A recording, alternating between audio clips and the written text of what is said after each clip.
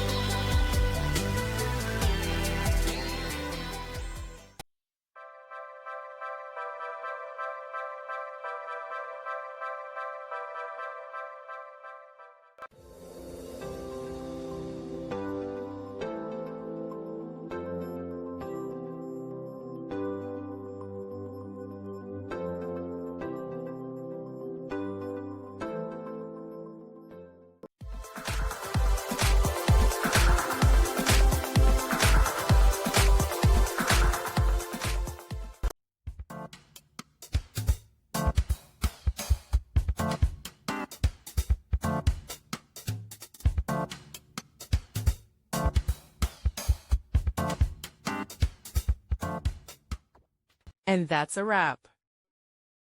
I hope you found the answer you were looking for. If you did, take a second to hit that subscribe button. It really helps out. And let me know in the comments which solution worked best for you. See you next time in the debug zone.